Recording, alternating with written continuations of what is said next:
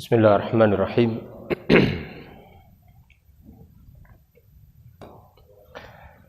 Assalamualaikum warahmatullahi wabarakatuh.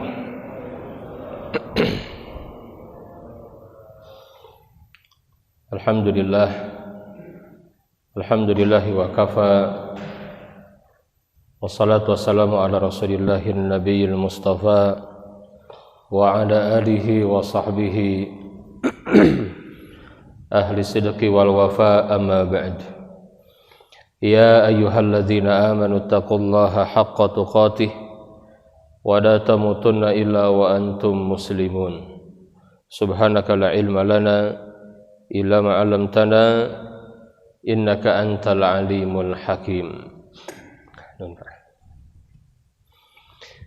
Hadirin sekalian, Bapak Ibu dan juga jamaah salat subuh Masjid Nurul Falah yang berbahagia. Alhamdulillah, pagi hari ini Allah Subhanahu wa taala pertemukan kita kembali di kajian Sirah Nabawiyah, kajian rutin. Ini pertemuan yang kedua. Setelah pertemuan yang pertama kita bahas tentang pengantar memahami kajian Sirah Nabawiyah dengan tema urgensi mengkaji Sirah Nabawiyah. Maka pada pagi hari ini kita akan membahas tentang Jazirah Arab dan kota Mekah. Kita akan mengkaji bagaimana Jazirah Arab sebelum Nabi lahir, sebelum Nabi diutus. Kemudian bagaimana kondisi kota Mekah, sejarah seperti apa, Pak? Karena ada kaitan dengan risalah yang akan kita bahas. Karena Mekah ini menjadi pusat. Kenapa kemudian Al-Quran menyebut dengan Ummul Qura? Ya, kita akan bahas ke depan insyaallah. Mudah-mudahan kajian kita pada pagi hari ini diberkahi Allah Subhanahu wa taala, dan semoga hadirnya kita di masjid yang kita cintai ini dicatat sebagai amal saleh yang akan memberatkan timbangan amal kebaikan kita semua di akhirat nanti. Allahumma rabbana taqabbal minna innaka antas samiul alim wa tub alaina innaka antat tawwabur rahim. Hadirin sekalian, para ulama ahli sejarah membagi bangsa Arab itu menjadi 3 bagian, Pak. Ini mohon maaf kalau suara saya masih seperti ini, Pak, kurang sehat, Pak. Sudah dari hari Selasa ya. Alhamdulillah dari kemarin sudah mulai agak baikan. Mohon doa dari semua. Ini belum maksimal sebenarnya, cuman karena kalau sudah ngaji sirah semangat, Pak. Jadi obatnya buat kami ini ya bicara begini sembuh jadinya. Kalau sudah sembuh pusing lagi gitu. Kalau sudah bicara pusing lagi. Sedang bicara begini hilang pusingnya ya. Yang pertama ada Al-Arab Al-Ba'idah, Arab Al-Ba'idah. Yang kedua ada Arab Al-Aribah. Yang ketiga Arab Al-Musta'ribah. Arab Al-Ba'idah itu kaum-kaum Arab yang terdahulu yang sejarahnya agak susah dilacak, Pak. Tetapi Quran memberikan informasi kepada kita. Yang terkenal adalah kaum Ad, kaum Samud.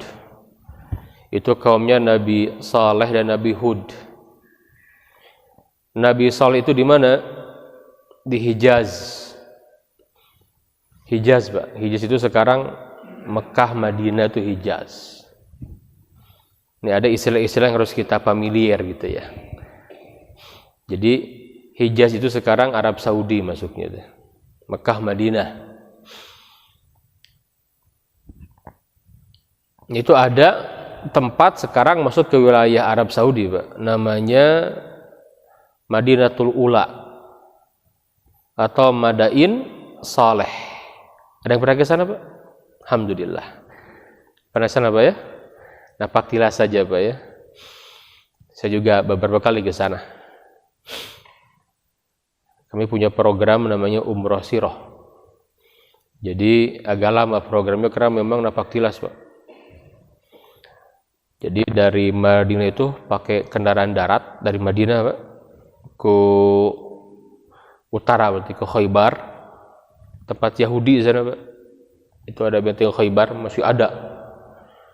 Sampai sekarang masih ada tuh Khaybar itu. Jadi kalau sekarang jadi kabupaten lah, masuk ke wilayah Madinah. Setelah Khaybar itu ke sana terus, nanti ada Madain Saleh. Ya, jaraknya sekitar 700 kilo ya, jauh dari kota Madinah. Dari Madain Saleh nanti terus ke sana ke Tabuk. Jadi sudah perbatasan Arab Saudi dengan Yordania ini. Dari Tabuk nanti pas masuk itu sudah Mu'tah. Nah, Mu'tah itu sudah Yordania itu, Mu'tah itu. Sudah negeri Syam. Nah, di sana banyak peninggalan gitu ya. Di sana kaum Nabi Saleh. Nah, itu yang disebut dengan Arab Al-Ba'idah. Kalau Nabi Hud itu tinggal di Yaman, Pak. Nabi Hud tinggal di Yaman. Nah, berbicara Jazirah Arab, sekarang itu 7 negara, Pak. Jazirah Arab itu. Kalau kita mendengar nanti kajian Sirah Nabawiyah, Nabi wafat satu Jazirah Arab masuk Islam. Nah, yang dimaksud dengan Jazirah Arab di sini 7 negara yang sekarang kita kenal. Yang pertama Arab Saudi, yang kedua Yaman, yang ketiga Oman, yang keempat Kuwait, yang kelima Qatar, yang keenam Bahrain, yang ketujuh Uni Emirat Arab. Ini Jazirah Arab. Kan sekarang terpecah-pecah. Dulu Jazirah Arab namanya. Nah, Nabi wafat 7 negara ini sekarang itu, atau Jazirah Arab di waktu itu masuk Islam. Ya. Ini Arab Al-Ba'idah. Jadi hanya ada peninggalan berupa peninggalan fisik saja, Pak. Ya, bukit-bukit yang dipahat gitu kan. Kalau ke Yordan tuh ini tembusnya ke ini, Pak, ke apa namanya? Tempat kaum Nabatian itu, yang tinggi-tinggi itu, Petra. Nah, itu masih nyambung itu. Kan nyambung Petra sampai ke Madain Saleh itu. Itu Arab Al-Ba'idah, Pak. Jadi ini moyangnya Arab gitu. Yang kedua ada Al-Arab Al-Aribah. Itu bangsa Arab yang berasal dari keturunan Yasjub bin Ya'rub bin Qahtan, yang tinggal di mana? Tinggal di Yaman. Ini Arab yang masih ada di waktu itu. Arab Al-Aribah. Dengan bahasa mudanya bangsa asli Arab itu ini, Yaman gitu. Kan dulu belum ada kehidupan di Hijaz, belum, Mbak. Orang-orang Yaman itu berpindah ke sana nanti ketika ada peristiwa besar. Nah, jadi yang kedua Arab Al-Aribah, bahasa mudanya Arab yang tinggal di Yaman, dari kaum Nabi Hud dulunya. Kaum apa namanya? Nabi Hud itu kaum Ad. Kaum Ad. Kalau Nabi Saleh kaum Thamud. Ya. Yang ketiga ada Arab Al-Musta'ribah. Arab Al-Musta'ribah.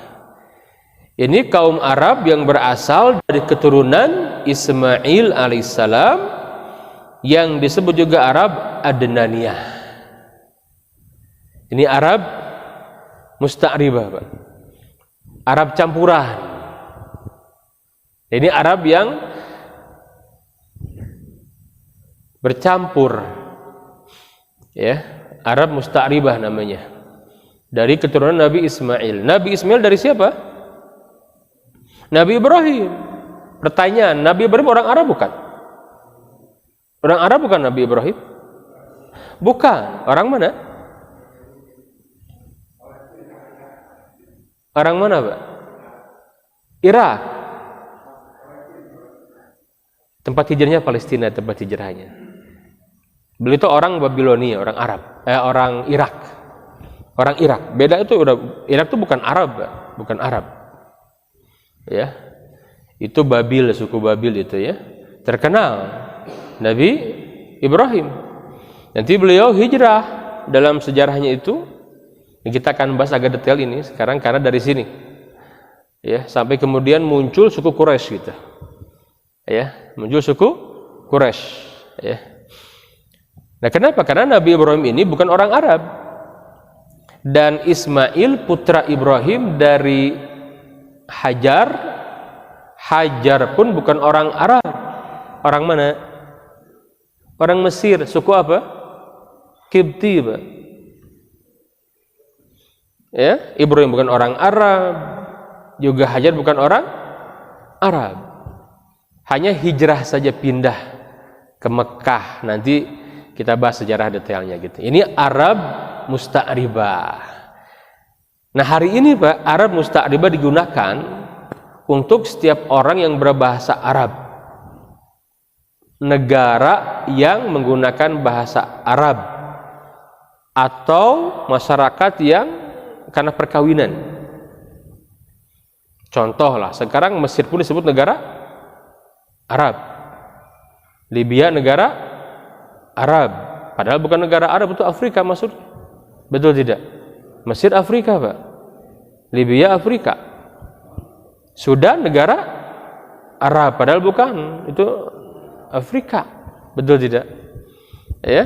Kenapa disebut negara Arab? Karena mereka berbahasa Arab. Ya. Syam, Suriah, Palestina kan berbahasa Arab sekarang, jadi disebutnya negara Arab. Tapi kalau bicara Arab asli ini Yaman, itu Arab asli, Pak. Ya. Baik, kita bahas. Hadirin sekalian, berbicara tentang Arab musta'ribah, kita akan kembali ke sejarah Nabi Ibrahim alaihissalam. Karena bermula dari sini, Pak. Nah, kita kenal Nabi Ibrahim alaihissalam termasuk Nabi, ya, yang sejarahnya itu banyak disebut di dalam Al-Quran. Ada 2 Nabi, Pak, yang kisahnya banyak disebut di Quran dan berulang-ulang, tidak di satu tempat. Yang pertama Nabi Musa alaihissalam bersama kaum Bani Israel, itu paling banyak. Yang kedua Nabi Ibrahim, ya, itu paling banyak di dalam Al-Quranul Karim. Nah, hadirin sekalian, Nabi yang mulia Sallallahu Alaihi Wasallam, silsilah nasabnya sampai ke Nabi Ibrahim. Sepakat itu, walaupun detailnya itu nanti ada perbedaan pendapat, tetapi semua sepakat bahwa Nabi yang mulia sampai ke Nabi Ibrahim dari Nabi Ismail. Kenapa lisan Nabi yang memperkuat itu? Nabi menyampaikan, ana ibnu Zabihain. Aku ini putra dari 2 orang yang hampir disembelih. Ini hadis yang sahih.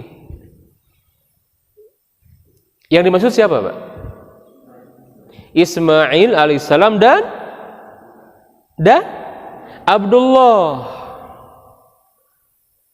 Ini ucapan Nabi.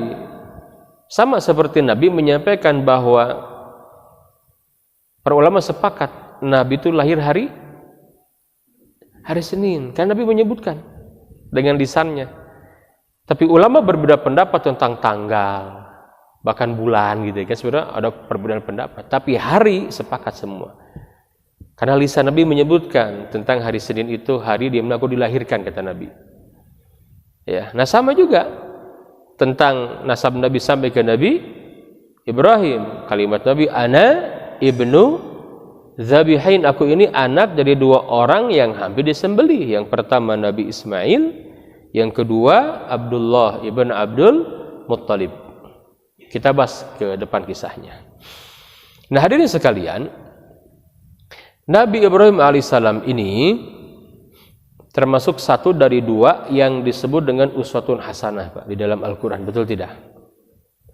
Menarik ya kalau kita membaca biografi para nabi ini, Pak. Dari sekian banyak nabi, kalau dalam riwayat Imam At-Tirmidzi itu, Nabi yang mulia menyebutkan, karena Abu Darda bertanya tentang jumlah para nabi, semuanya berapa sih? Dijawab oleh Nabi. Jumlah nabi itu 124 ribu. Ya, dari 124.000 nabi yang diangkat menjadi rasul berapa? 313. Wa fi riwayatin 315. Mungkin sedikit Pak ya. Karena setiap rasul pasti nabi kan? Tidak semua nabi itu rasul. Kemudian yang disebut dalam Al-Qur'an namanya jelas sekali, ya, ada 25. Dari 25 nabi dan rasul dalam Al-Qur'an itu ada 5 yang disebut ulul azmi. Nabi Nuh, Nabi Ibrahim, Nabi Musa, Nabi Isa, Nabi Muhammad. Nah, dari 5 ulul azmi ada 2 yang menjadi uswatun hasanah, Nabi Ibrahim dan Nabi Muhammad. Disebut memang kalimatnya uswatun hasanah ada. Itu diarahkan untuk Nabi Muhammad, laqad kana lakum fi rasulillahi uswatun hasanah. Terkenal ayat ini. Yang kedua untuk Nabi Ibrahim di surat Al-Mumtahanah. Qad kanat lakum uswatun hasanatun fi Ibrahim walladzina ma'ahu. Sungguh telah ada pada diri Ibrahim dan orang-orang yang bersama beliau uswah hasanah gitu. Nah, Nabi Ibrahim disebutkan uswah hasanah. Dan dari 2 yang menjadi uswah kan hanya 1 yang menjadi rahmatan lil alamin. Siapa? Nabi Muhammad sallallahu alaihi wasallam. Nah, kembali ke Nabi Ibrahim. Dan Nabi Ibrahim ini tinggal di Babilonia, terkenal kisahnya. Nah, kita akan singkat saja. Ketika beliau berdakwah sekian lama dan puncaknya adalah ketika terjadi diskusi yang luar biasa, dialog yang luar biasa sampai Raja Namrud itu sudah kalah argumen lah, kan biasa Pak. Sudah kalah argumen maka yang bermain apa Pak? Kediktatorannya gitu. Terkenal kisah bagaimana cerdasnya Nabi Ibrahim dalam mendebat Namrud. Nah, ini yang diperlukan sekarang ini Pak. Orang yang kritis lihat penyimpangan di masyarakat, kritis gitu. Tetapi kalau berhadapan dengan perintah Allah, sami'na wa ata'na, itulah Ibrahim. Ini yang hilang dari kita sekarang ini Pak. Sekarang ini kan yang menjadi PR besar umat Islam adalah perang pemikiran. Perang pemikiran, perang ideologi Pak. Munculnya isme-isme yang merusak Islam yang dibawa oleh orang-orang Islam sendiri yang belajar di barat Pak. Seperti liberalisme, sekularisme, apalagi pluralisme. Ini yang menjadi PR besar kita sekarang Pak. Kenapa? Karena ketika sudah bercokol ideologi ini di diri seorang muslim, bahaya itu. Nanti dia bisa punya keyakinan semua agama sama, semua agama benar, semua agama baik. Jadi sudah merambat kemana-mana nanti. Makanya mereka itu ringan saja Pak. Selamat Natal biasa aja, nggak masalah. Bahkan tidak hanya awalnya hanya mengucapkan selamat Natal Pak. Sekarang sudah berani mereka ikut merayakan Natal. Lihat sekarang. Ikut tidak hanya seremonial, ikut merayakan. Membaca salawat, mengaji Quran di acara Natalan. Ini sudah bukan lagi toleransi Pak. Ini namanya apa? Talbisul haq bil batil. Ya, bercampurnya hak dan batil. Ini diusung oleh orang-orang yang berpaham liberalisme Pak. Ya. Nah, mereka itu kan kritis kepada Al-Quran, kepada firman Allah. Tapi lihat penyimpangan gak pernah kritis mereka Pak. Nabi Ibrahim tidak. Nabi Ibrahim itu sosok yang kritis melihat penyimpangan di masyarakat. Tapi kalau sudah bertemu dengan perintah Allah, sami'na wa ata'na, apapun dilakukan. Gak banyak bertanya enggak Pak, apapun. Enggak ada istilahnya ini enggak masuk akal, enggak. Itu Nabi Ibrahim. Makanya kemudian gelar yang sungguh mulia Allah berikan kepada beliau, seorang yang hanifan, bukan imam lil muttaqin gitu kan. Dijadikan imam bagi orang yang bertakwa. Ya. Imam bagi manusia di surat Al-Baqarah itu. Itu Nabi Ibrahim. Diuji luar biasa. Coba Nabi Ibrahim ketika melihat masyarakat yang menyimpang, menyembah berhala gitu kan, yang dibuat oleh tangan sendiri, kemudian dijadikan Tuhan, disembah gitu kan. Ini enggak benar. Kritis tidak, Pak? Kritis, Pak. Enggak bisa membiarkan. Kritis. Cuma beliau tahu gimana caranya nih. Dinasti raja itu enggak mudah gitu. Makanya kemudian di surat Al-Anbiya yang terkenal itu kisahnya, kenapa beliau hancurkan patung-patung ketika Namrud dan masyarakat sedang pergi ke sebuah tempat gitu kan, di hari rayanya itu. Ibrahim masuk menghancurkan semua patung, yang gede disisakan. Kenapa? Ini menarik kan, itu kajiannya mendalam sekali, Pak. Betul tidak? Karena Nabi Ibrahim tidak hendak menghancurkan berhala secara fisik, tapi pemberhalaan di dalam diri ini. Karena beliau tahu besok juga dibangun lagi kok, dibuat lagi. Betul tidak? Tapi beliau ingin diajak diskusi dialog gitu. Itu yang dinantikan kan? Bisa jadi dialog tuh. Di sana bermain logika yang cerdas sekali. Gak bisa apa-apa Namrud dan kaumnya didebat oleh Ibrahim itu. Ya, simpel saja kan? Ya. Kamu yang menghancurkan patung-patung ini, loh, lihat itu kampak ada di siapa? Gitu. Kan dikalungkan di patung gede kan? Ya, patung ini kali. Loh, kamu mikir dong, masa patung bisa berbuat? Ngomong aja nggak bisa, kok bisa berbuat menghancurkan? Itu orang tuh begitu, Pak, biasanya ke dalam kondisi tertentu dia suka refleks saja gitu kan. Ya muncul itu fitrahnya itu. Menolak gitu loh. Kayak orang kalau sedang terdesak dalam musibah lah, kayak mau musibah apa yang keluar, Pak? Ya Allah, gitu, Pak. Ya, refleks itu. Ketika kemarin bencana gunung meletus itu di mana? Di Semeru itu. Ada rekaman itu. Tidak hanya orang Islam yang nyebut ya Allah, tidak hanya orang Islam. Orang non-Islam juga ngomong begitu. Refleks, Pak, ke bawah oleh kita, Pak. Dia mau ke siapa lagi minta tolong, betul tidak, Pak? Spontan itu bisa langsung kepada Allah gitu. Fitrahnya begitu. Ya. Nggak bisa mendebat. Nah, jadi di sini mulai kisah bermula ketika Nabi Ibrahim dibakar kan. Selamat, beliau hijrah ini kemana? Ke negeri Syam. Nah, jadi sini mulai hijrah ke negeri Syam. Di mana pertama kali singgahnya sekarang di Yordania. Di Yordania, Pak. Di sana bersama saudaranya yang bernama Nabi Lut. Siapa Nabi Ibrahim itu? Nabi Lut itu sepupu Nabi Ibrahim. Nanti dia menikah dengan Sarah. Lut dakwahnya di sana, di Yordan sekarang, Pak. Ya, Lut mati di sana ya. Yang pernah ke sana tahu pasti. Lut mati itu kaum Sodom yang dosanya kita kenal itu. Allah murka dalam Quran yang sekarang dianggap biasa, Pak. Bahkan berusaha dilegalkan, ada undang-undangnya. Nauzubillahi min dzalik. Ya. Nabi Ibrahim bagaimana? Beliau lanjut dakwahnya di Palestina itu, di Palestina.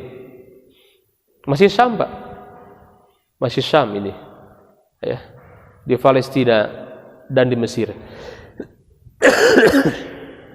Dan nanti kita kenal sejarahnya bagaimana Nabi Ibrahim pernah menginjakan kaki di Mesir berdakwah. Dan yang menguasai Mesir dari masa ke masa itu disebutnya Fir'aun. Raja Mesir itu Fir'aun, Pak. Ya. Nah, Fir'aun ini menggambarkan raja yang zalim. Kalau sudah berbicara Fir'aun, Quran itu tentang Fir'aun itu pasti zalim. Kan bukan nama orang itu, Pak.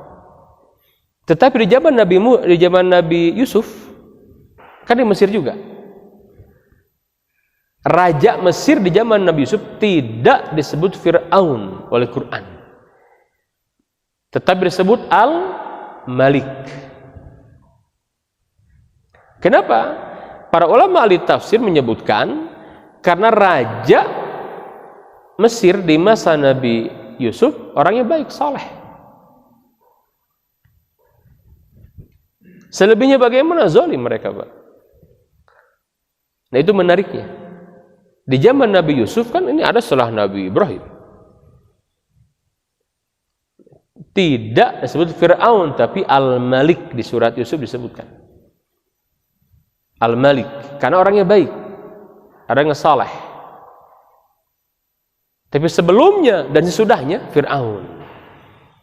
Nabi Musa setelah Nabi Yusuf adanya. Fir'aun. Di zaman Nabi Ibrahim juga Fir'aun. Ya. Nah, maka terkenal ketika Nabi Ibrahim bersama Sarah berdakwah ke Mesir, ya, sampailah kepada Fir'aun yang menguasai Mesir di waktu itu.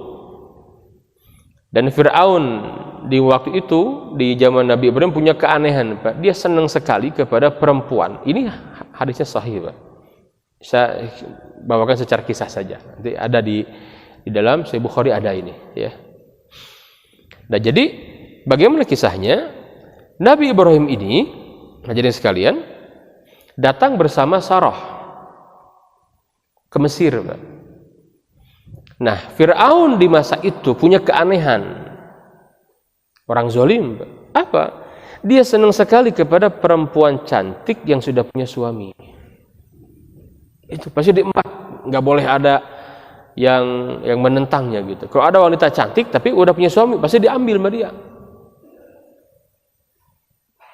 Nah, sampai ke Nabi Ibrahim, hingga akhirnya Nabi Ibrahim bersiasat, ya, ketika karena Sarah cantik sekali, Pak.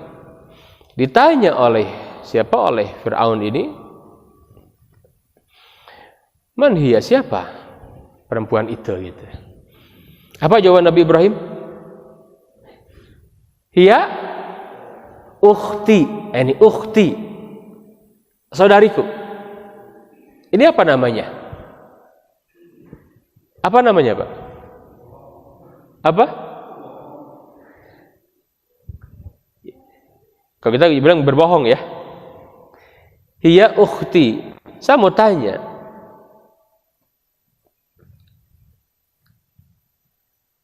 Sarah itu saudari Nabi Ibrahim bukan? Saudari, Pak. Saudari dalam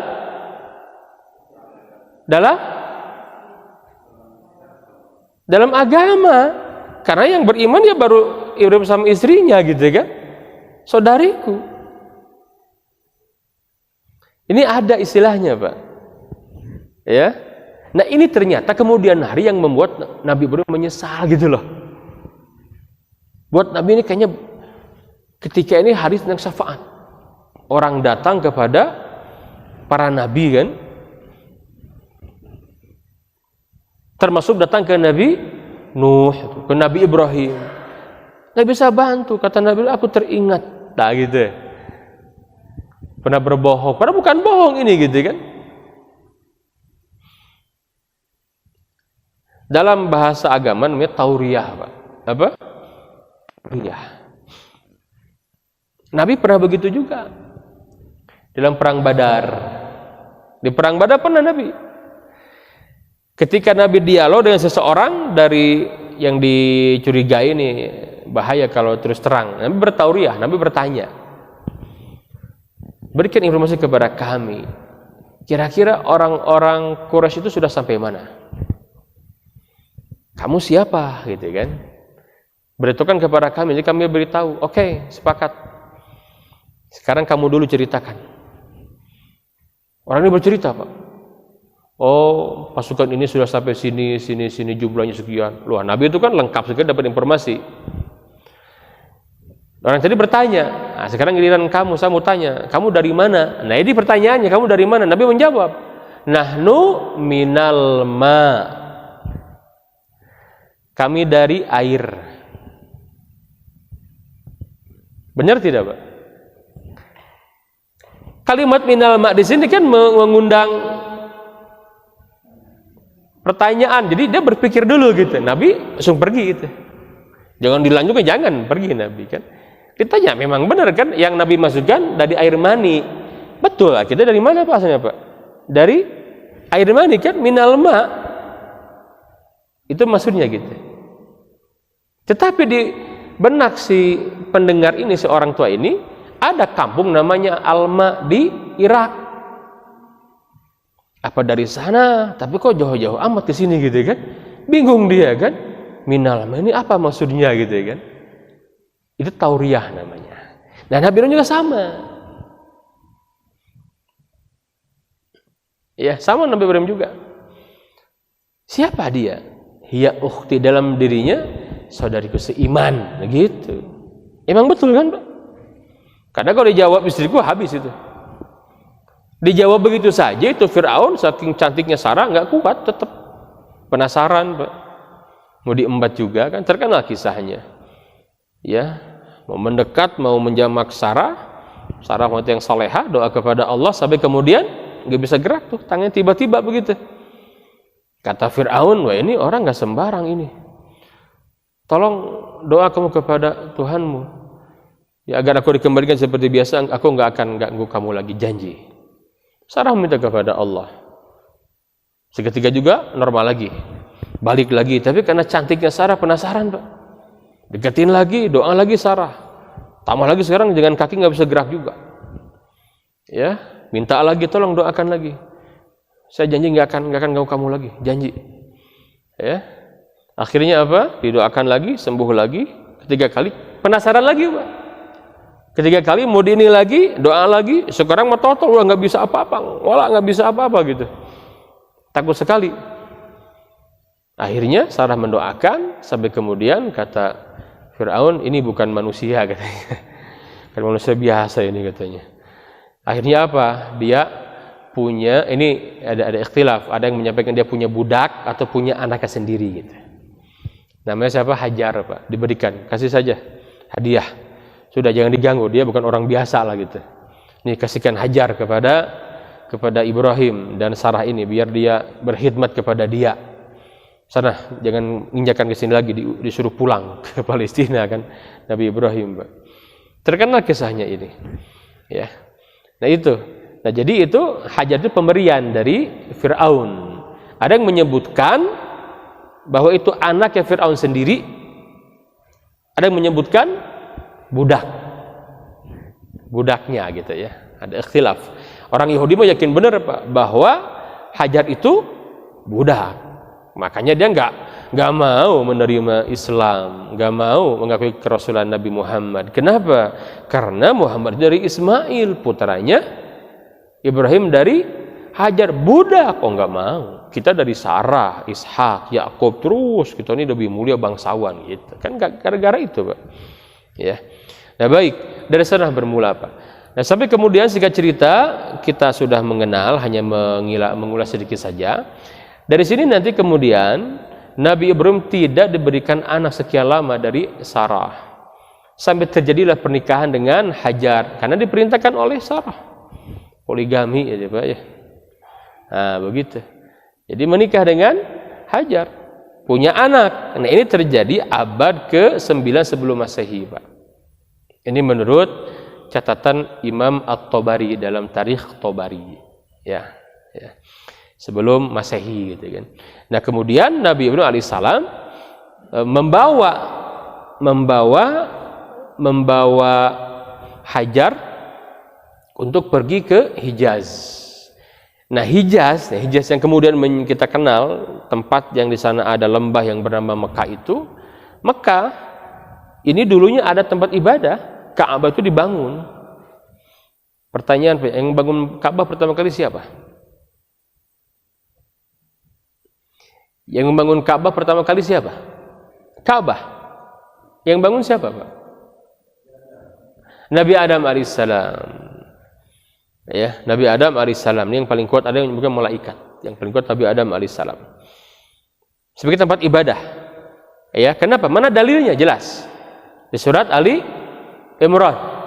Faqala ta'ala inna awwala baitin hudi'a lin-nas lalladzi bi Bakkah mubaraka wa hudan lil alamin. Ayat yang ke-96. Inna awwala baitin, sesungguhnya rumah yang pertama-tama, yang mula-mula, hudi'a lin-nas, dibangun untuk tempat ibadahnya manusia, lalladzi bi Bakkah mubaraka, adalah Baitullah, Ka'bah yang berada di Bakkah. Ini nama lain dari Mekah. Mubarakan yang diberkahi. Wa hudan, dan menjadi petunjuk lil alamin, bagi umat umat manusia, bagi seluruh alam gitu. Ya. Nah, ini yang menjadi dalil ya, Ka'bah. Nah, Ka'bah itu dibangun di zaman Nabi Adam. Belum banyak manusia, Pak. Tempat ibadah. Hanya para ulama menyebutkan di Mekah ini belum ada kehidupan. Hanya tempat ibadah saja. Orang ibadah pergi gitu saja. Ya. Nah, nanti Ka'bah ini hancur ketika terjadi banjir besar di zaman Nabi Nuh alaihi salam. Dan Nabi Ibrahim itu keturunan Nabi Ibrahim keturunan yang ke-10 dari Nabi Nuh dari jalur Sam.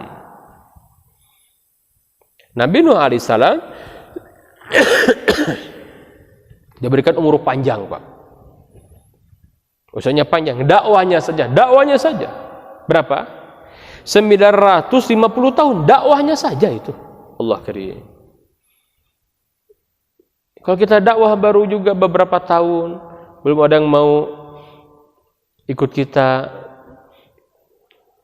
putus asa. Wah, kita sebagai Nabi Nuh ini, Pak ya. Kadang-kadang kita nggak adalah sekarang yang seperti itu sekarang. Kita dakwah, insya Allah orang-orang kita ini mudah untuk didakwahi, betul tidak? Asal kita tahu ilmunya, caranya tepat, gitu kan? Sambil doakan. Nabi Nuh, Pak, luar biasa. Nah, kenapa Nabi Nuh termasuk ulul azmi gitu ya? Sabarnya luar biasa. Sampai puncaknya nanti Nabi Nuh alaihissalam minta kepada Allah. Ya, karena setiap nabi punya doa mustajab. Likulli nabiyyin da'watun mustajabah. Setiap nabi punya doa mustajab, kalau dia berdoa akan dikabulkan. Setiap nabi begitu. Semua disampaikan kecuali Nabi Muhammad. Nabi Muhammad tidak. Beliau simpan di hari akhir. Untuk umatku itulah syafaatul uzma.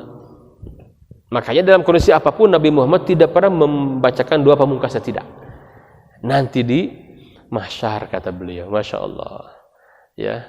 Wa ana akhtabi uli ummati syafaatan yaumal qiyamah. Adapun aku simpan doaku itu untuk umatku kapan? Di hari kiamat nanti. Allah karim. Itu Nabi Muhammad.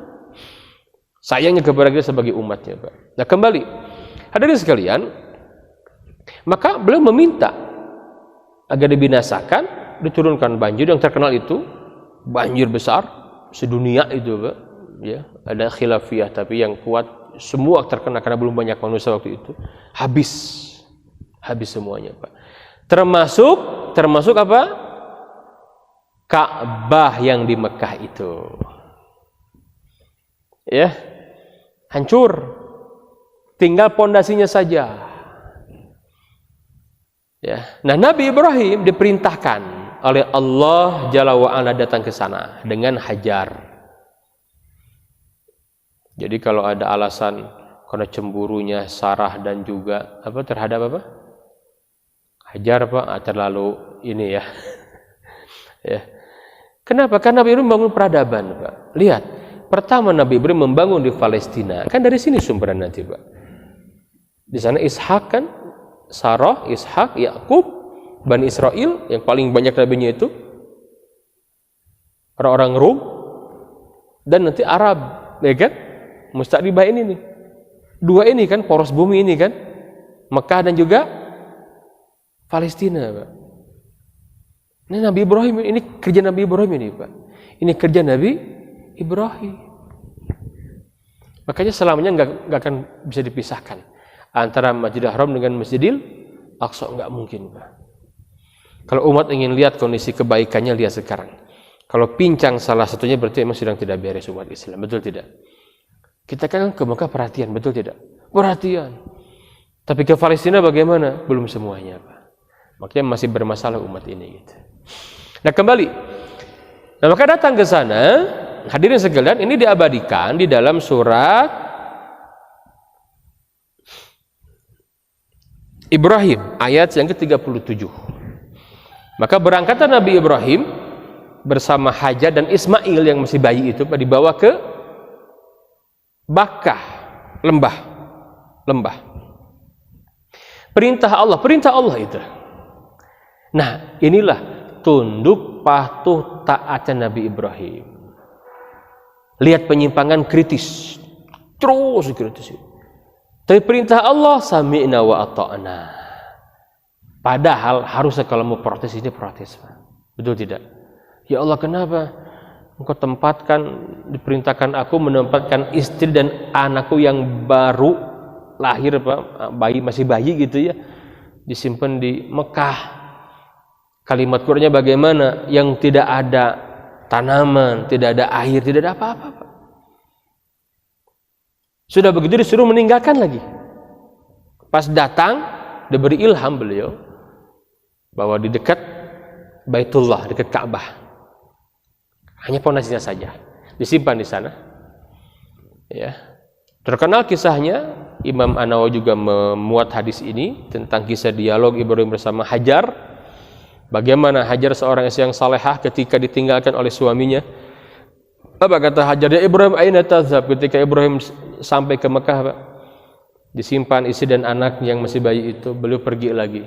Tidak bisa melihat, enggak kuasa gitu, jalan aja. Apa kata Hajar? Ibrahim, aina tadhhab? Hendak ke mana engkau pergi? Enggak bisa jawab, Pak. Berangkat lagi. Ya Ibrahim, aina tadhhab? Hendak ke mana engkau pergi? Enggak bisa jawab lagi. Kali ketiga, Pak. Ya Ibrahim, aina tadhhab? Hendak ke mana engkau pergi? Apa engkau tega meninggalkan aku dan anakku di sini? Sampai akhirnya apa? Ya Ibrahim, Allahu amaruka bihadza? Apakah Allah yang memerintahkan kamu ini? Ini kalimat Hajar. Wah, senang sekali Pak Ibrahim, Pak. Kata Ibrahim, na'am, Allahu amarana bihadza. Iya, Allah lah yang memerintahkan semua ini. Kalimat Hajar bagaimana? Kalau memang ini perintah Allah, engkau pergi saja. Jangan khawatir. Aku yakin kalau perintah Allah, Allah tidak mungkin menyanyiakan aku dan anakku di sini. Oh, mantap sekali Ibrahim, Pak, senang. Ibrahim pergi, ya, Hajar kembali dengan anaknya di sebuah tempat namanya Hujun, yang kalau Hujun dulu itu udah nggak kelihatan itu. Maka kan di bawah, Pak. Maka itu kan di bawah, Pak. Kecil, maka itu kan di bawah. Sekarang saja banyak di babad gunung, Pak, ya. Mungkin yang pernah ke Mekah tahun-tahun 2000-an sebelumnya gitu, itu tahu bagaimana kondisi gunung-gunung yang tinggi-tinggi itu ya. Sekarang udah banyak gedung, Pak. Di sini Nabi Ibrahim berdoa kepada Allah Jalla wa Ala. Diabadikan di surat Ibrahim ayat 37. Setelah tidak kelihatan oleh istrinya menghadap ke arah Ka'bah itu karena diberitahu oleh Allah tentang pondasinya. Bagaimana doanya? Rabbana inni askantu min dzurriyyati biwadin ghairi dzi zar'in 'inda baitikal muharram rabbana liyuqimus shalah faj'al af'idatan minan nas tahwi ilaihim warzuqhum minas tsamarati la'allahum yashkurun. Rabbana, ya Tuhan kami, inni, sungguhnya aku, askantu, aku telah menempatkan, min dzurriyyati, sebagian keturunanku. Sebagian kan, karena sebagian ada di Palestina nanti. Ya. Biwadin. Nah, ini di sini, di sebuah lembah. Lembah ini apa, Pak? Tempat yang tidak dihuni gitu maksudnya. Memang tidak ada penghuninya. Makanya nanti setelah Nabi Ibrahim menempatkan Hajar dan Ismail, baru di Mekah ada kehidupan. Orang mau tinggal di sana gitu. Dulu nggak ada, Pak. Biwadin ghairi dzi zar'in. Kalimat ghairi dzi zar'in di sini apa maksudnya? Di sebuah lembah yang tidak memungkinkan untuk ditumbuhi tumbuh-tumbuhan. Itu kalimatnya begitu.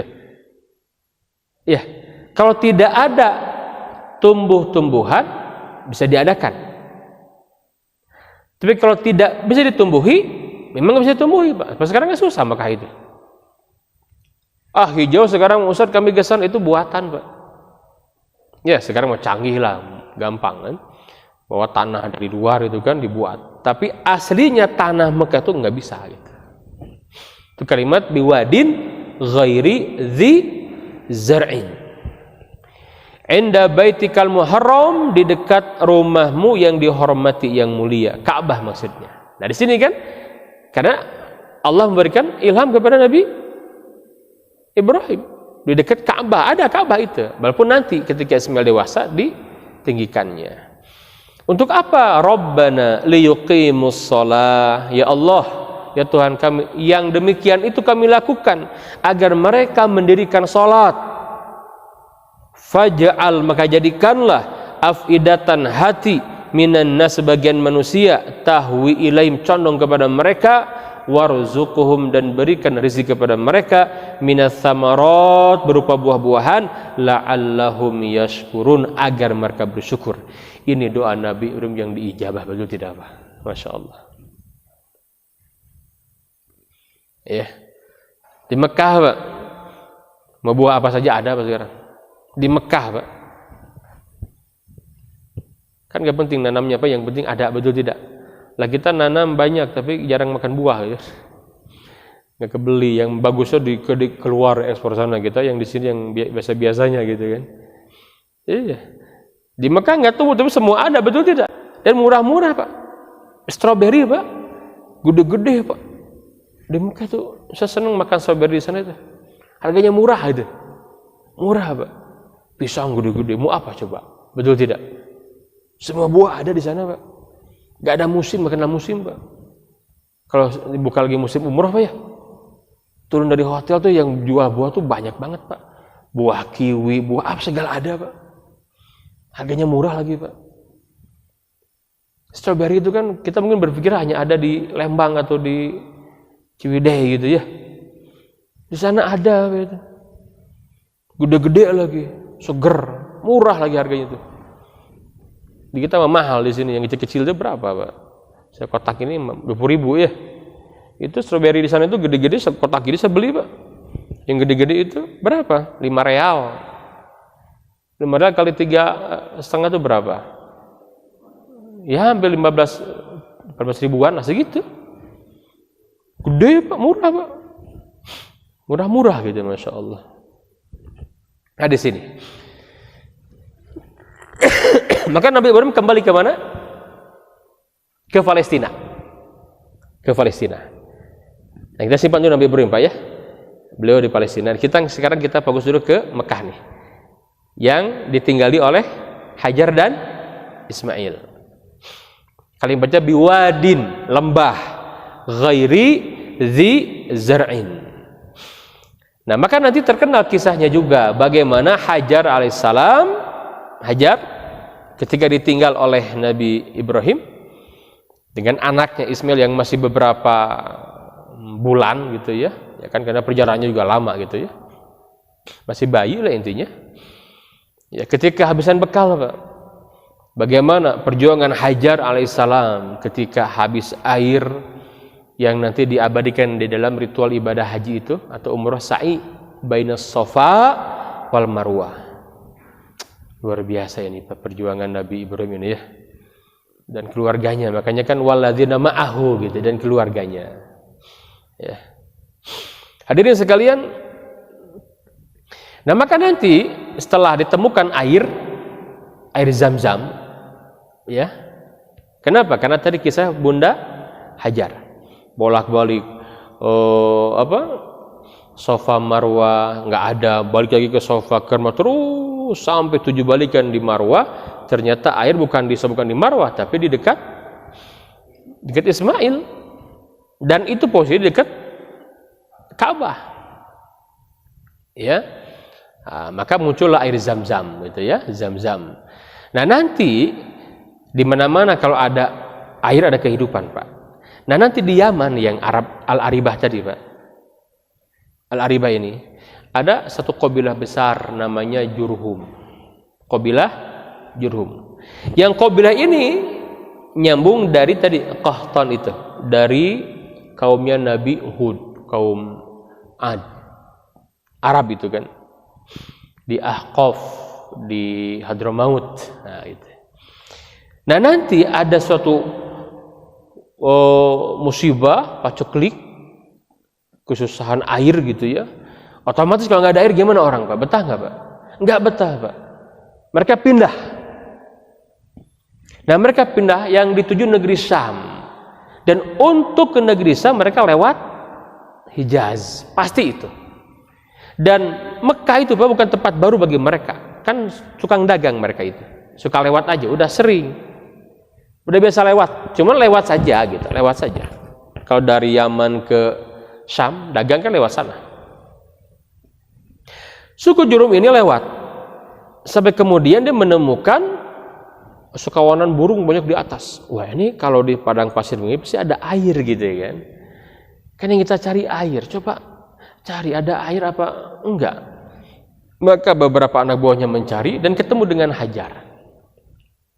Laporan kepada kepala sukunya Jurhum, sehingga cerita orang Jurhum ini meminta kepada Bunda Hajar. Karena aja bagaimana Bunda, izinkan kami tinggal di sini menggunakan air ini. Semua kebutuhan kau kami cukupi. Asal air ini kami diberilah gitu. Kami ingin tinggal di sini gitu. Kata Hajar, silakan. Tapi ini tetap milik kami air ini. Oh iya, semua keperluan Anda kami cukupi. Nah begitu. Maka tinggal tuh suku Jurhum di Mekah ini Pak. Di Bakkah ini namanya begitu. Tinggal ya. Sehingga cerita bagaimana terjadi pergaulan akhirnya terus. Sampai kemudian nanti Nabi Ismail menikah. Nah, ada yang pertama suku Al-Qoturo, ya, masih Jurhum juga Al-Qoturo gitu ya. Menikah yang pertama. Kita kenal. Kemudian nanti kan diceraikan karena kurang solehah lagi, tidak solehah. Kisahnya Nabi Ibrahim nanti kita bahas. Yang kedua menikah lagi dengan putri kabilah Jurhum, ini sukunya, suku nomor satunya lah, kepalanya gitu. Menikah. Nah dari sini dikaruniai 12 anak. Nah jadi yang orang Arab Aribahnya, Arab aslinya itu suku Jurhum gitu. Kan dari Yaman Pak, dia Arab asli itu. Dia menikah dengan Ismail, putra Hajar yang bukan orang Arab itu, yang hanya tinggal di sana saja. Ya, makanya kemudian disebut Arab Musta'ribah. Nanti dari sana Ismail punya 12 anak. Ya, punya 12 anak. Nah, dari salah satu anak yang nanti terus sampai muncul suku Quraisy gitu. Ya, terus sampai ke Nabi Muhammad sallallahu alaihi wasallam. Nah, jadi ini seperti itu silsilahnya itu. Kenapa Nabi Muhammad Arabnya Arab Musta'ribah? Karena tadi silsilahnya nyambung kepada Nabi Ismail. Sementara Nabi Ismail ini bukan orang Arab, hanya menikah dengan orang Jurhum yang orang Arab asli karena pernikahan. Maka musta'ribah, ada istilah musta'ribah, Arab yang terarabkan karena pernikahan seperti itu. Hadirin sekalian, sebelum ditutup, sampai jam berapa? Sampai jam 6? Sampai jam berapa Pak? Cukup? Ini kalau sudah sironi suka lupa saya Pak. Ya, ngalir saja, kadang-kadang nggak kerasa nih waktunya ya. Baik, terakhir sebelum kita buka tanya jawab ya. Hadirin sekalian, yang terakhir. Nabi Ibrahim itu beberapa kali mengunjungi Ismail. Kan beliau mukimnya di Palestina bersama Sarah. Kan nanti setelah lahir Ismail kan juga melahirkan Sarah itu Ishak punya anak Yakub punya anak terus, itulah Bani Israel yang terkenal gitu kan, yang tinggal di Palestina Pak. Nah Nabi Ibrahim itu pernah berkunjung beberapa kali. Yang pertama kali berkunjung kan tadi dengan Hajar ya, dan juga anaknya Ismail. Kali kedua kapan berkunjung? Ketika Nabi Ismail berusia sematawayang lah. Ini kalimatnya begitu, gulamun halim. Yang kita kenal nanti ada peristiwa kurban. Udah lama gak ketemu, disuruh Allah datangi anak dan istrimu. Ketemu, itu Ismail sedang usia, gulamun halim itu usia 9 tahun Pak. 9 atau 10 tahun lah. Cak orang sudah mah kermejana lucu Pak. Kermejana anak itu Masya Allah gitu ya. Usia itu kan lagi masa-masanya gitu. Nah sampai kemudian saking sayangnya Nabi Ibrahim kepada Nabi Ismail gitu kan, sampai Allah perintahkan lewat mimpi, terkenal kisahnya, ini singkatnya saja karena waktunya. Kisah bagaimana? Kisah kurban di surat As-Saffat, ya, disebutkan, terkenal kisahnya, ya bunayya inni ara fil manam anni azbahuka. Nah, ya, aku ini mimpi bahwa aku diperintahkan menyembelih kamu. Ini kalimatnya begitu. Apa jawaban Ismail, Pak? Ini usianya masih 9 tahun gitu. Kalimat Ismail, ya abati. Karena bapaknya manggil ya bunaya, maka anaknya ya abati. Ini klop sekali, Masya Allah. Ya abati, if'al ma tu'mar. Wahai ayahku sayang, yang aku hormati, aku muliakan, aku cintai. Itu kalimat ya abati begitu, merangkum semua. Kan dalam bahasa Arab ada panggilan buya, abi, gitu kan. Nah, kalau ya abati itu menggabungkan, Pak. Wahai ayahku yang telah melahirkanku, yang aku muliakan, aku hormati, aku cintai, gitu loh. Ya abati, if'al, lakukan ma tu'mar, yang diperintahkan itu. Satajiduni insyaallahu minas sabirin. Engkau akan dapati aku termasuk orang yang sabar.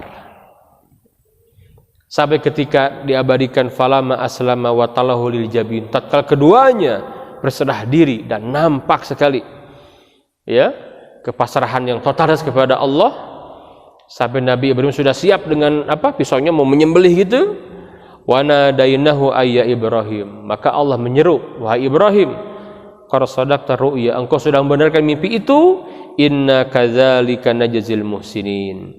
Inna hadza lahwal bala'ul mubin wa fadaynahu bidzibhin azim. Ini adalah ujian bagi engkau, dan engkau telah membenarkan ujian itu, aku ganti dengan sembelihan yang besar. Itu kan kisahnya, itu kali kedua, Pak. Kali kedua Nabi Ibrahim datang ke Mekah. Dari sini kemudian nanti diperintahkan meninggikan bangunan Ka'bah, mulai itu. Di surah Al-Baqarah disebutkan, wa idz yarfa'u Ibrahimul qawa'ida wa Ismail. Ingatlah ketika Nabi Ibrahim meninggikan pondasi Ka'bah bersama Ismail. Ada pondasinya, cuman ditinggikan di zaman Nabi Ibrahim, dan Nabi Ismail sudah remaja gitu. Ya, setelah beres ditinggikan, di Ka'bah dibangun. Di sana kan ada perintah dari Allah agar Ibrahim menyeru manusia untuk haji. Seru manusia untuk melaksanakan ibadah haji. Ya, sampai ada perinciannya, kata Nabi Ibrahim, ya Allah, bagaimana mungkin aku menyuruh manusia yang suaraku gak kedengaran kemana-mana. Kata Allah, tugas kamu hanya menyeru saja, aku yang menyampaikan. Maka beliau menyeru. Semenjak itu ada perintah ibadah haji sampai detik ini, sampai menjelang kiamat. Jadi sebelum Nabi Muhammad lahir pun sudah ada ibadah haji, Pak. Bahkan ketika Nabi lahir, ketika Nabi sebelum diutus pun sudah ada ibadah haji. Hanya terjadi penyimpangan. Nah, nanti ada kesyirikan dalam talbiyahnya, gitu, ada kesyirikan. Maka Nabi Muhammad mengembalikan lagi tauhid sebagaimana Nabi Ibrahim. Begitu, Pak. Ya, nah ini kali kedua Nabi Ibrahim. Beliau pulang lagi ke Palestina. Kali ketiga datang lagi. Kali ini Nabi Ismailnya sudah punya istri. Nah, tadi itu menikah dengan keturunan dari orang-orang Al-Quturo. Quturo itu masih juga dari Jurhum. Ya. Nah, ketika datang, ini terkenal kisahnya, Nabi menceritakan, apa katanya? Kemana suamimu? Kata istrinya, sedang berburu. Nah, ini pekerjaan Ismail itu berburu, Pak. Sedang berburu, ya, baik. Bagaimana rumah tangga kamu dengan suamimu ini? Apa jawabannya? Mengeluh, Pak. Waduh, saya susah. Semua diceritakan gitu. Orang Kang Ismail kurang tanggung jawab. Mereka karena tidak cukup. Wah, pokoknya curhat tuh, Pak. Apa kata Nabi Ibrahim? Baik, terima kasih. Jadi kalau datang suamimu sampaikan ya, aku datang kemari dan tolong sampaikan amanahku. Apa amanahnya? Tolong ganti palang pintu rumah ini. Itu bahasa kiasan, Pak. Ganti palang pintu rumah ini gitu. Nabi Ibrahim berangkat. Datang Nabi Ismail pulang. Kata istrinya, wahai suamiku, tadi ada orang tua. Dari mana? Nggak tahu, kayak dari jauh. Sebutkan ciri fisiknya. Begini, oh itu ayahku itu. Apa pesannya? Pesannya, ya engkau suruh mengganti palang pintu rumah ini. Oh, kamu cerita apa tadi kepada ayahku? Nah, gitu kata Ismail. Ayahku nyuruh aku menceraikan engkau.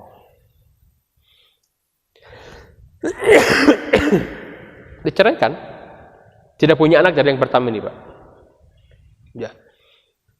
Ibrahim itu tahu ini enggak soleha istrinya gitu. Curhatnya, ceritanya keburukan semua gitu. Hati-hati nih ibu-ibu ya. Kalau curhat ke orang lain tentang suami keburukan, wah ini alamat musibah besar ini. Banyak rumah tangga yang dicabut keberkahannya gara-gara itu, Pak. Si istri itu cerita ke orang keburukan suaminya. Aib rumah tangga itu nggak boleh dibongkar, Pak. Nah, kemudian Nabi Ismail nikah lagi dengan salah seorang putri dari suku Jurhum lagi yang terkenal gitu. Menikah.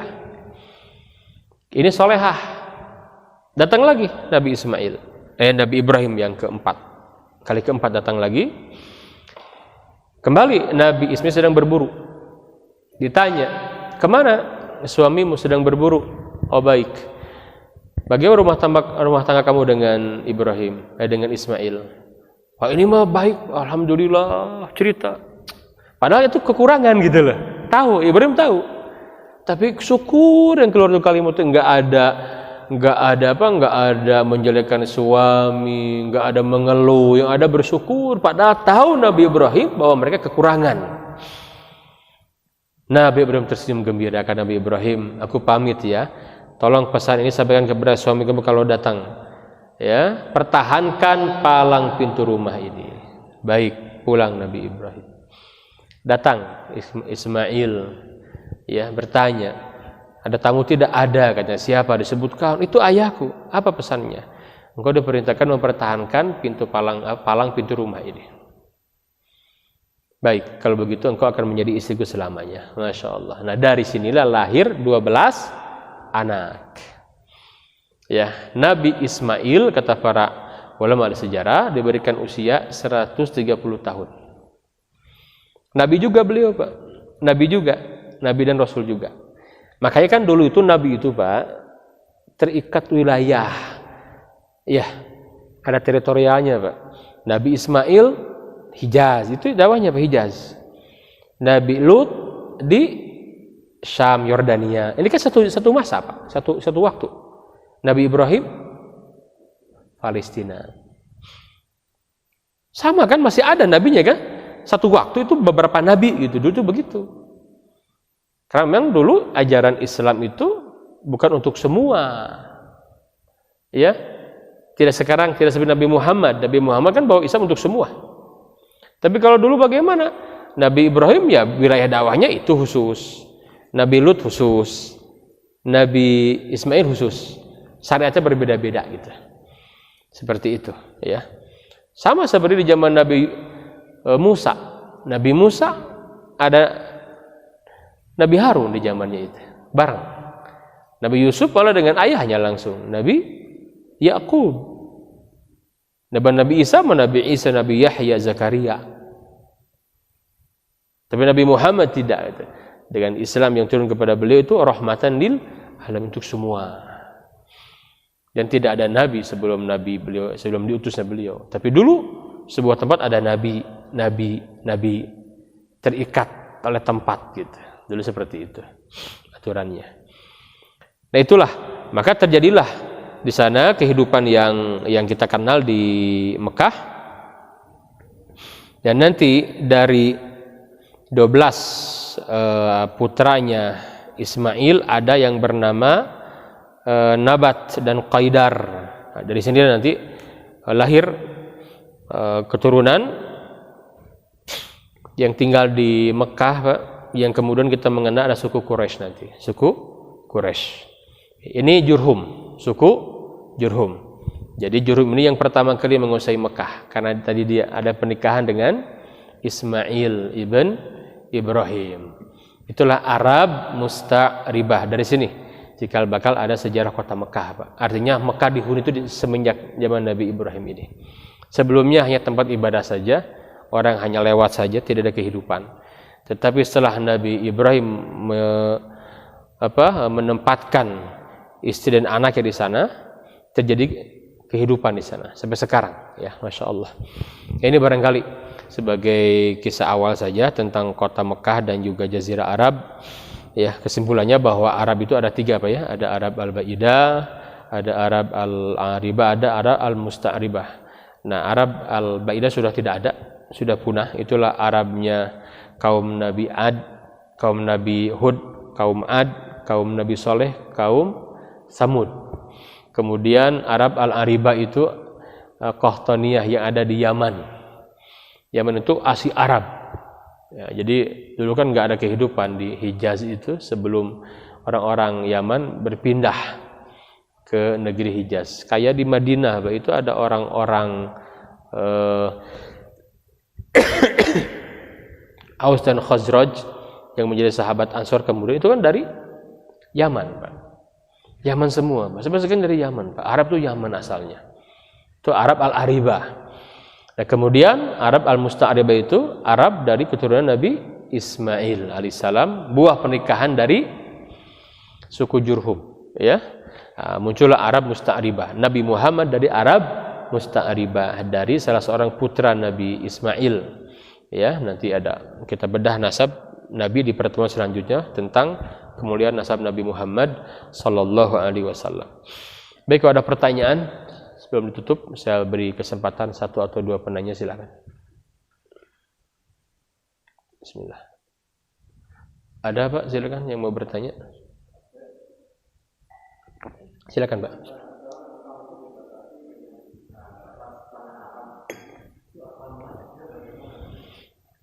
Iya, tentang tanah haram pembatasan itu Allah yang memberikan batasan, Pak, kepada Nabi Ibrahim. Dan di zaman Nabi Muhammad, Nabi kembali menghidupkan lagi itu. Jadi dari zaman Nabi Ibrahim, ya, Allah yang langsung memberikan batasan. Tanah haram itu dari mana. Sekarang kan ada mudah sekarang ditetapkan. Ada tugu lah, bidayatul haram itu kan. Permulaan tanah haram ada. Yang beda itu, ada hukumnya, ada ketentuannya kalau di tanah haram. Akhirnya ada, batasnya ada gitu ya. Ada, Pak. Dan Mekah di waktu itu kecil, Pak. Tanah haram sekarang luas. Kan Mekah itu kan kecil, hanya lembah Ka'bah di sana aja kan. Ya. Sekarang Mekah menjadi provinsi tersendiri. Banyak wilayah yang dulu bukan Mekah jadi masuk ke Mekah sekarang gitu. Jadi provinsi lah, kayak Madinah aja. Madinah kan juga dulu kecil, Pak. Kalau ingin tahu Madinah di masa Nabi, ya itulah Masjid Nabawi. Itulah Madinah. Dulu namanya Yathrib. Dulu itu Kuba itu bukan masuk wilayah Yathrib, itu Kuba saja. Kampung tersendiri itu Kuba itu. Ada Yathrib. Nah, Yathrib ini yang kemudian menjadi Madinah. Kan ada peluasan Madinah di zaman Umar, di zaman Utsman, di zaman sekarang Arab Saudi kan. Jadi provinsi gede sekarang Madinah itu. Ya, tapi tetap orang mengenal ada tanah haram gitu. Nah, sama yang menentukan tanah haram Madinah juga Nabi yang mulia diberikan wahyu oleh Allah lewat Jibril. Ditentukan ini tanah haram gitu. Yang ada berlaku di sana. Ketentuannya sama seperti di Masjidil Aqsa. Jadi sama itu semua dari Allah, Pak. Ya, Nabi Ibrahim alaihissalam. Nanti Nabi Muhammad yang kemudian memperbaharui itu. Ketika pelaksanaan ibadah haji kan setelah Futuh Mekah itu semakin sempurna tuh, Nabi menjelaskan tentang hukum-hukum yang berkaitan dengan kota Mekah, gitu, Pak. Allah a'lam bishawab. Ada yang lain silakan, Pak.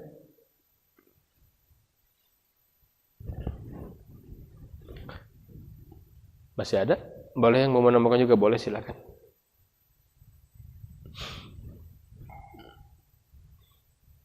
kita menggunakan buku ini Pak ya. Ini buku yang bagus sekali ini. Biar ada panduannya kan, karena Ustaz Ahmad bilang, Ustaz katanya kalau bisa ada buku panduan, mangga saya bilang kita pakai buku ini Pak. Buku Sirah Nabawiyah yang bagus karangan Safiyuddin Mubarakfuri. Saya pekan depan sudah menyampaikan ya, ini buku bagus sekali. Kalau berminat, tadi saya bawa Sandi, bawa insya Allah ada bukunya, silahkan kalau mau bukunya. Biar sama, Pak. Bukunya bagus sekali. Buku terjemah dari bahasa Arab yang berjudul Ar-Rahiqul Maktum karangan Safiyuddin Mubarakfuri. Ini buku yang bagus sekali. Tidak terlalu luas, tidak terlalu singkat, simpel lah untuk pemula cukup. Karena buku sirah ada yang 18 jilid Pak. Kayak ini yang sejilid aja lah. Yang seperti ini cukup gitu ya untuk kita kaji insya Allah. Kalau tidak ada, saya cukupkan Pak ya. Baik, ini yang disampaikan karena ini kajian rutin, jadi saya dari awal sengaja membedah tentang Jazirah Arab dan kota Mekah karena Nabi Muhammad lahir di Mekah, di Jazirah Arab, dan Islam muncul di sana. Kita harus mengenal dulu seperti apa. Pertemuan ke depan kita akan bahas tentang nasab Nabi Muhammad seperti apa dan kondisi Jazirah Arab sebelum Nabi diutus. Jadi mulai geopolitik dan lain-lain kita bahas. Sehingga kita memahami bagaimana Islam itu muncul. Mungkin ada pertanyaan, kenapa Islam muncul di Arab gitu ya? Kok enggak di Solo gitu kan?